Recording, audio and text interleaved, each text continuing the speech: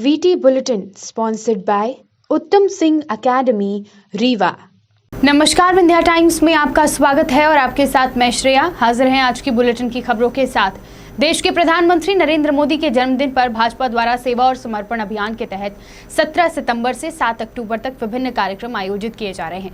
इसी कड़ी में भाजपा रीवा जिलाध्यक्ष अजय सिंह पटेल के नेतृत्व में रामपुर मंडल अंतर्गत भीर गांव में कार्यकर्ताओं द्वारा वृहद वृक्षारोपण किया गया।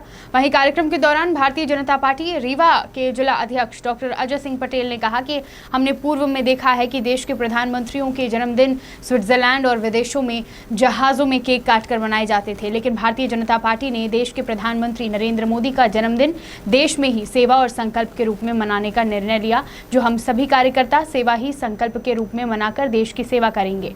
छात्र प्रतिनिधि आदर्श मिश्र के नेतृत्व में मॉडल साइंस कॉलेज प्राचार्य को सीट वृद्धि के लिए ज्ञापन सौंपा गया और बताया गया कि अभी भी बहुत से ऐसे छात्र हैं जो प्रवेश से वंचित रह गए हैं, जिसमें छात्रों ने पूर्व में भी रीवा कमिश्नर, अतिरिक्त संचालक उच्च शिक्षा विभाग एवं महाविद्यालय के प्राचार्य को ज्ञापन सौंपा है, लेकिन अभी तक निराकरण नहीं हुआ, जिससे आज ज्ञापन सौंपकर 1 दिवस के अंदर निराकरण की मांग की है। मांग पूरी न होने पर छात्रों द्वारा कोई भी कदम उठाया जा सकता है, जिसकी जवाबदारी महाविद्यालय प्रशासन एवं जिला प्रशासन की होगी।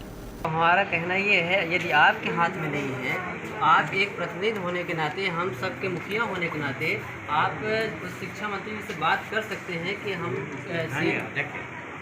ये प्रोटोकॉल है कि हम डायरेक्ट मंत्री से बात नहीं कर सकते। हम बात करेंगे आयुक्त से, पत्र उनको भेजेंगे, लेकिन मंत्री से बात नहीं करेंगे। मंत्री से जो जनप्रतिनिधि है वो बात, छात्र बात कर सकते हैं, विधायक बात कर सकते हैं, लेकिन जो अधिकारी हैं, चाहे एडी हो चाहे प्राचार्य हो, उनसे डायरेक्ट बात नहीं करते। सर हम मंत्री यहाँ आए तो ज्ञापन के साथ में हम छात्रों के रह सकते हैं। आपसे सिर्फ यही निवेदन है सर, हमारा बाकी और कोई उद्देश्य नहीं है। जो अभी मतलब सीट बढ़ाएगी उसके बावजूद भी छात्र वंचित है प्रवेश से, तो उनका प्रवेश कहीं न कहीं सुनिश्चित कराया जाए, सीटों में वृद्धि की जाए सर। और दूसरी बात, इस महाविद्यालय में जो छात्र पढ़े वही वंचित हो रहे हैं प्रवेश से। ये वंचित इसलिए हो रहे हैं कि जो पीजी का एडमिशन होता है वो मेरिट बेस पर होता है सब कॉलेजों का मिला के।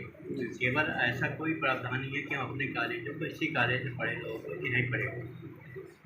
उनका लिया तो मेरिट में जाना ही पड़ेगा। TRS वाले अन्य कॉलेज में आए, ये कहाँ जाएंगे? और जो है मऊगंज के हैं, दूसरे इंजीनियर कॉलेजों के, तो सभी के बीच सभी को तो देखना है, केवल अपने कॉलेज को नहीं देखना है। छात्रों की सीट वृद्धि की मांगों को लेकर अब उनको क्या आश्वासन देना चाहेंगे? हम आश्वासन ये देना चाहते हैं कि हम ये छात्रों की मांग उच्च अधिकारियों को प्राप्त करवा देंगे, निर्णय उनको। सर तो हम यही चाहते हैं कि जैसे कि पहले भी ज्ञापन दिया जा चुका है 5 दिन पहले, तो उसका कोई निराकरण कहीं से भी उस शिक्षा विभाग द्वारा या जिला प्रशासन, महाविद्यालय प्रशासन, किसी भी स्तर पर उसकी सुनवाई या निराकरण नहीं हुआ है। तो हम ज़्यादा से ज़्यादा 1 दिवस की मोहलत पर हैं कि हमारी सुनवाई की जाए, चाहे जिस स्तर पर की जाए। सीधी जिले के चुरहट थाना अंतर्गत अस्पताल में एक अजीबोगरीब मामला सामने आया है, जहां एक फॉरेस्ट पुलिसकर्मी द्वारा नशे में धुत होकर लंबे समय तक अस्पताल में बवाल मचाया गया। आपको बता दें कि लोगों द्वारा और अस्पताल प्रबंधन द्वारा नशे में धुत फॉरेस्ट कर्मी को समझाने का प्रयास किया गया, पर यह फॉरेस्ट पुलिसकर्मी अपने पूरे रंग में था। उसने किसी की एक न सुनी। लंबे समय तक यह हाई वोल्टेज ड्रामा चलता रहा। पुलिसकर्मी का नाम सतीश कुमार वाटेकर बताया जा रहा है। काफी देर तक यह फॉरेस्ट पुलिसकर्मी अस्पताल के एक कमरे से दूसरे कमरे तक उत्पात मचाता रहा।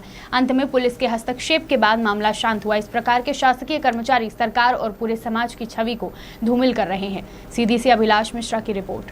बढ़ते हैं बुलेटिन की अगली खबर की ओर। सीधी में आज एक तेज रफ्तार बलकर ने 60 वर्षीय वृद्ध को पीछे से ठोकर मार दी, जिससे घटनास्थल पर ही उसकी मौत हो गई। आपको बता दें कि बाइक सवार वृद्ध जगदीश प्रसाद पटेल, जो कि सीधी स्टेट बैंक में सिक्योरिटी गार्ड का कार्य करता था, पर रोज की तरह अपने कार्य के लिए चुरहट से सीधी आ रहा था।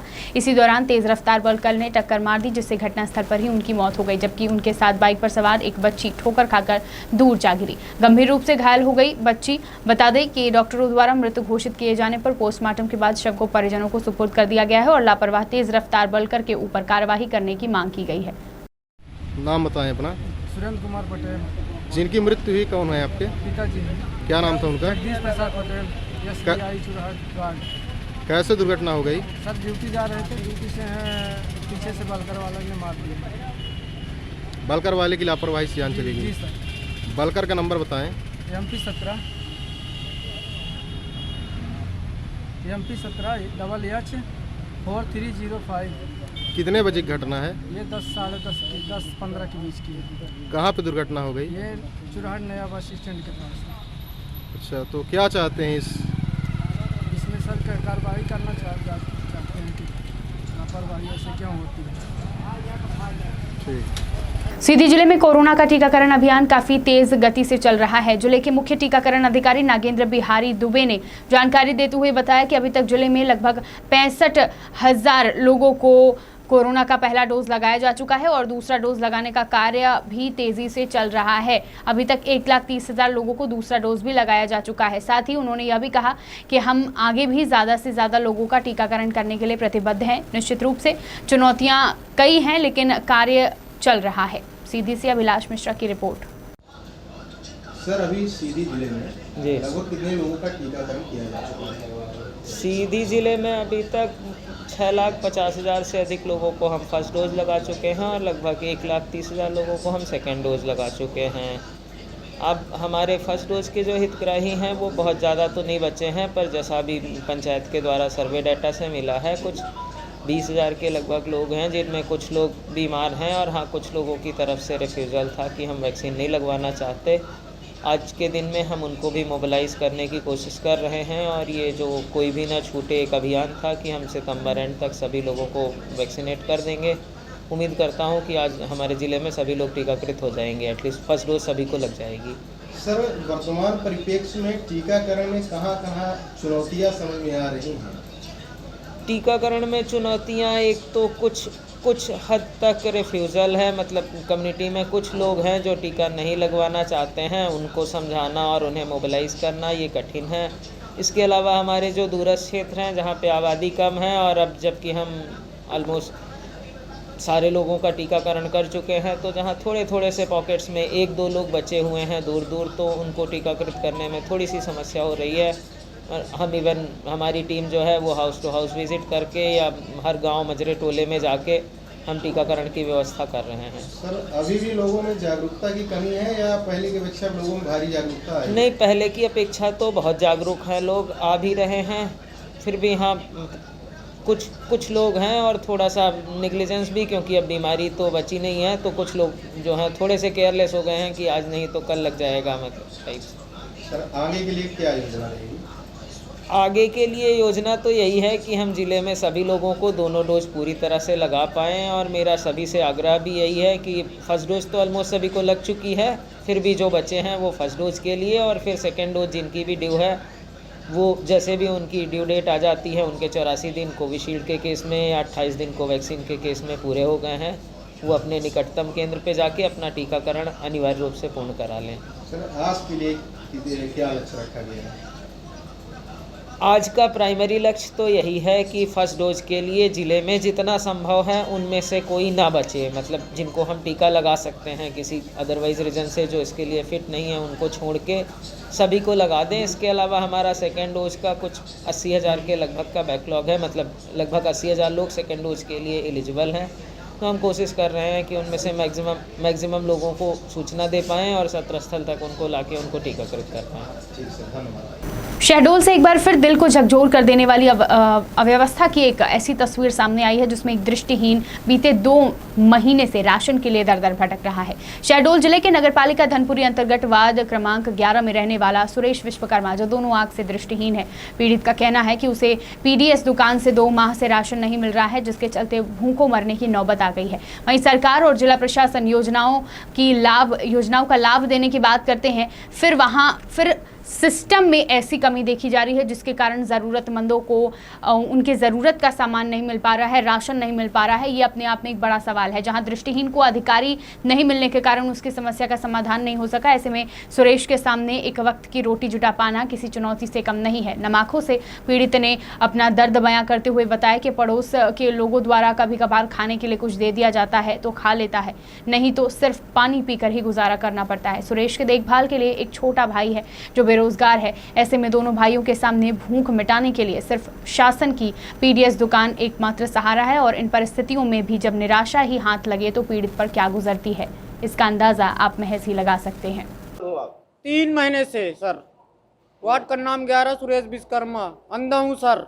अब बोल मैं दोनों हाथ दिखता नहीं है। जाता हूँ कोटेदार बोलते हैं आज आना, कल आना, परसों आना, बस हो गया। यही होता है सर, बस हो गया मेरे साथ। और फ़ोन भी अपने नहीं उठाते हैं वो। सर मैं कहीं नहीं गया, मैं वहीं जाता हूँ, बस वो बस यही बस बोलते हैं हो गया जी। किसी से मुलाकात हुई आज यहाँ आए नगर पालिका में? जी सर हुआ था। साहब बोले कि मैंने बात कर, मैं भी बुलवाता हूँ, तो अभी वो आ ही नहीं रहा है। आपके माध्यम से संज्ञान में आया है इस तरह का कुछ मामला है कि कोई दृष्टिहीन परेशान हो रहा है राशन के लिए, तो इसकी निश्चित रूप से जांच कराई जाएगी और जो भी दोषी होंगे उनके विरुद्ध नियमानुसार कार्रवाई की जाएगी। बढ़ते हैं बुलेटिन की आखिरी खबर की ओर। शहडोल जिले के कोतवाली थाना के अंतर्गत जुगवारी गांव से मानवता को शर्मसार कर देने वाला मामला सामने आया है, जहां एक नाबालिग मूक बधिर बच्ची के साथ सामूहिक दुष्कर्म किया गया।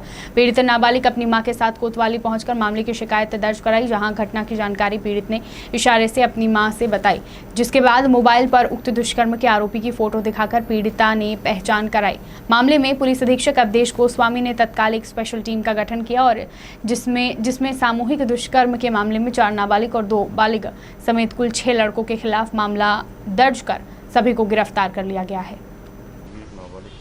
आज ग्राम जुगवारी से एक महिला अपनी नाबालिग मूक बधिर बच्ची को लेकर आई थाने। उसने रिपोर्ट की कि शनिवार को 25 तारीख की को जो है वो कुछ गांव के ही लड़कों ने उसकी बच्ची के साथ दुष्कृत्य किया। मां ने ये बताया कि एक फ़ोटो उसके पास जो है वो किसी गांव के व्यक्ति ने उसको दिखाया। उसके आधार पर उसने अपनी बच्ची से जब पूछा तो बच्ची ने घटना के बारे में सिलसिलेवार बताया। उस बच्ची को लेके उसकी मां रिपोर्ट करने के लिए आई है। हमने जो है वो मूक बधिर बच्ची के होने से सामाजिक न्याय से भी जो है जो उससे बात कर सके उन महिला अधिकारी को बुलाया है। जो प्राथमिक जानकारी सामने आई है तो उसमें 4 नाबालिग आरोपी और 2 बालिग हैं जिनकी 18 साल उम्र है। उनके द्वारा इस घटना में संलिप्तता बताई जा रही है। एक आरोपी बच्ची को बहला फुसला के ले गया था, बाकी आरोपी वहां फिर पहुंच गए और इसमें 6 आरोपियों को पुलिस ने गिरफ्तार कर लिया है और पुलिस इसमें मजबूत साक्ष्य एकत्रित कर रही है जिससे उनको कड़ी सजा दिलवाई जाए। सर पिछले कुछ दिनों में पुलिस शासन अच्छी कार्रवाई की थी, लेकिन छोटी छोटी घटनाएं लगातार बढ़ रही, चोरी की हो या फिर हमारी तरफ से गुंडागर्दी हो, इसमें सर पुलिस कहाँ कमजोर पड़ रही है? पुलिस कहीं कमजोर नहीं पड़ रही है। ये इस अपराध में भी उसी जाति समाज के आरोपी हैं। उसमें से एक लड़की जो है वो उसको बहला फुसला के पहले से संपर्क में जो था वो ले गया था। लड़की नाबालिग है और इसमें भी तत्काल मुझे लगता है 3 घंटे के अंदर 3-4 पार्टियों ने तत्काल आरोपियों को गिरफ्तार किया है। अपराध को बहुत सख्ती से कार्रवाई की जा रही है, कहीं कोई पुलिस की तरफ से कोई लापरवाही नहीं है। विंध्य की तमाम खबरें लेकर कल फिर हाजिर होंगे। देखते रहिए विंध्या टाइम्स। बहुत बहुत धन्यवाद।